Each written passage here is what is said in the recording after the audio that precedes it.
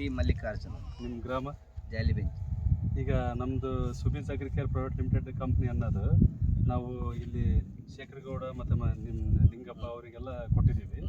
ಈಗ ಇಷ್ಟು ವರ್ಷ ನೀವು ಬೆಳೆ ನೋಡ್ಕೊಂತ ಬಂದಿದ್ದೀರಿ ನಿಮ್ಮ ಗ್ರಾಮದಲ್ಲಿ, ಮತ್ತು ನೀವು ಅನೇಕ ಹಳ್ಳಿಗಳನ್ನು ತಿರುಗಾಡಿ ಔಷಧಿ ಗೊಬ್ಬರ ಕೊಡ್ತಿದ್ದಾರೆ.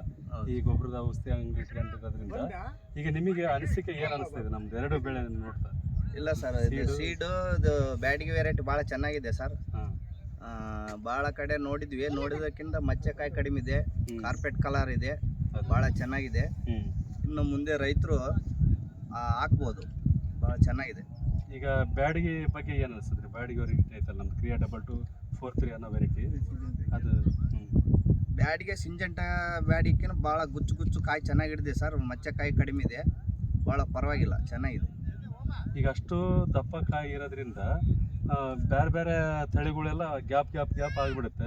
ನಮ್ಮದು ಬುಡದಿಂದ ಮೇಲೆವರೆಗೂ ಒಂದೇ ರೀತಿ ಕಾಯಿ ಡ್ರಾಪ್ ಆಗ್ಲಾರ್ದಂಗೆ ಕಚ್ಚಿದೆ. ಆಮೇಲೆ ನಮ್ಮದು ಮಚ್ಚೆ ರೋಗ ಕೂಡ ನಿಮಗೆ ಅನಿಸಿದ ಪ್ರಕಾರ ಈ ಟೈಮಿಗೆ ಭಾಳ ಕಡಿಮೆ. ಬೇರೆವೆಲ್ಲ ನೋಡ್ಕೊಂತ ಬಂದಿದ್ದೀವಿ, ಬೇರೆವೆಲ್ಲ ಬಿದ್ದಿದ್ದವು, ರೋಗ ಬಿದ್ದಿದೆ. ನಮ್ಮದು ರೋಗ ಬಿದ್ದಿಲ್ಲ.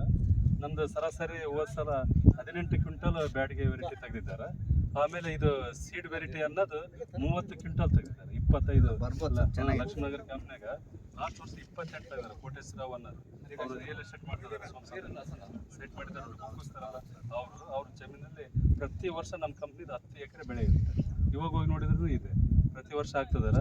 ಹಂಗಾಗಿ ಮಲ್ಲಿಕಾರ್ಜುನ ಅನ್ನೋದು ಇವರು ಶ್ರೀ ಮಣಿಕಂಠ ಟ್ರೇಡರ್ಸ್ನವರು ಜಾಲಿಬೆಂಚ ಗ್ರಾಮದಿಂದ ನಾವು ಕರೆದಿದ್ದಕ್ಕೆ ಬಂದು ನಮ್ಮ ಬೆಳೆಯನ್ನೆಲ್ಲ ನೋಡಿ ರೈತರನ್ನೆಲ್ಲ ಕರ್ಕೊಂಬಂದು ಸಹಕಾರ ಕೊಟ್ಟಿದ್ದಕ್ಕೆ ಅವರಿಗೆ ನಮ್ಮ ಕಂಪ್ನಿ ವತಿಯಿಂದ ಧನ್ಯವಾದಗಳನ್ನು ಹೇಳ್ತಾ ಇದ್ದೀವಿ.